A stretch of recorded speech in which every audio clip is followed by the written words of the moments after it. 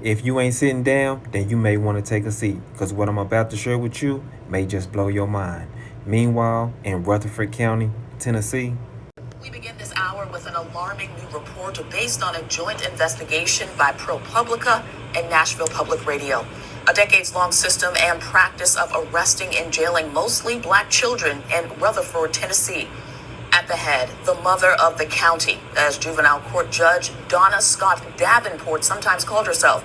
That's according to this report. Now the judge calling her work, quote, God's mission, all while performing so-called God's mission as the head of the county's juvenile justice system, allegedly directing police to arrest children at an alarming rate. It was literally a school to jail pipeline, according to this article. So let me tell y'all how this all came about. So the mother of the county, the judge, instituted a policy that all children charged with crimes be processed through the detention center. So in 2016, 11 black elementary children were detained and or locked up for allegedly witnessing a fight between a 5 and a 6-year-old. And these elementary kids were actually charged with criminal responsibility, which isn't a real charge. She simply made it up. And you got the caucasity to say that this is God's mission? The hell?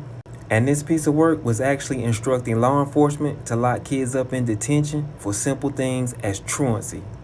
And then she would label those kids a threat to justify them staying in detention. And as a juvenile justice advocate, that is a bunch of bullshit. And just to put things in perspective, in 2014, 48% of children were jailed under Judge Davenport's watch. The statewide average at that time was 5%.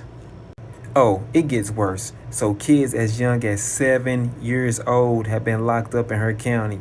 The county alone has violated the federal law 192 times. Kids have been locked up for more than 24 hours and at times up to 10 days. How are you still employed? In 2017, Rutherford County agreed to pay out $397,000 to the 11 children, and half of that was used on counseling to deal with the trauma in which they had experienced. And the officer who signed off on the charges was suspended for just 3 days. Imagine that. Sounds about white to me. And y'all wonder why communities of color have such a fractured relationship with law enforcement. Look no further than this. But I bet if this had been an all-white school, you think this would have happened? I think not. And guess who's up for re-election next year? So to all my people in Rutherford County, you better vote that ass out. And remember, people who lynched and killed black people said they was Christians too. She ain't doing nothing but the devil's work. And that is facts on facts on facts.